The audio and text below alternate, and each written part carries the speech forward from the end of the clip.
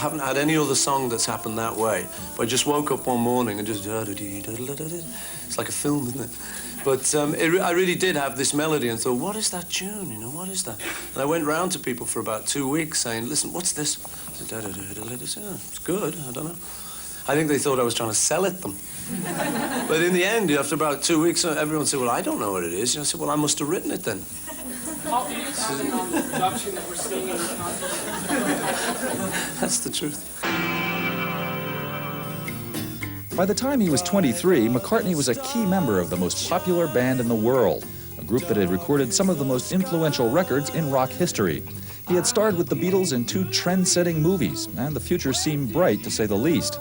But even in the midst of all the cultural excitement of the mid-1960s, McCartney says he was ready for a change. I just originally had an idea, which I put to the guys, and I said, look, you know, we were getting a little bit fed up of Beatles, Beatles, Beatles, and I said, well, it might be a good release for us all if we pretended we're another band, you know, the Schlumbergers, and we can do it. But I'd thought of this name, Sgt. Pepper's Lonely Hearts Club Band. And I said, maybe if we call ourselves that and think of ourselves as that, when John goes to do a vocal, instead of thinking, oh, here's a John Lennon vocal or he's having trouble with it, I could just say to him, well, think how this guy might do it, you know. And it just freed you up. You just went, oh, yeah.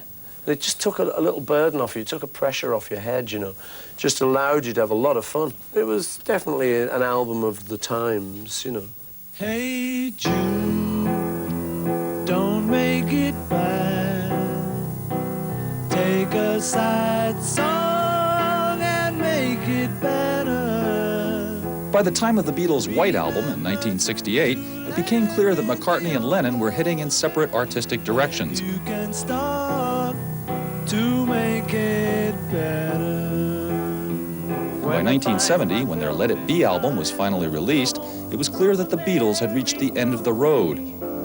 Speaking words of wisdom, let it be. And this was Let It Be, which was a great album and stuff, I think. It was a strain to do, though, because the whole album, the Beatles were breaking up at this point. So it was quite heavy, you know, doing that film and doing that. What you see on the film is what we were going through, you know, kind of arguing in front of a camera and stuff. It was real, you know, it was real life. I think it made a pretty good film because of that, but it wasn't what we set off to do, let's put it like that. You know, Paul and I were talking about the past not long ago, and I said to him, you know, Paul, sometimes I look back and I think that there's other people doing it. You know, I see myself as a young man working with you, and it's like looking at a picture of somebody else. He said, you know, I feel like that too. He said, I feel that we didn't really do it, somebody else did it. And if you started believing what other people think of you, then you'd get very big-headed, and it isn't true anyway, because a lot of luck was involved with it. And if I said I really knew you well, what would your answer be? If you were here today, here today.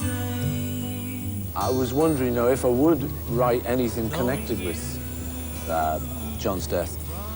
And for a while, I just thought, well, you know, there's nothing coming to me at all. But I sat down one day, was just strumming along, and that was the sort of idea that occurred to me, was like that if John was here today, Here today.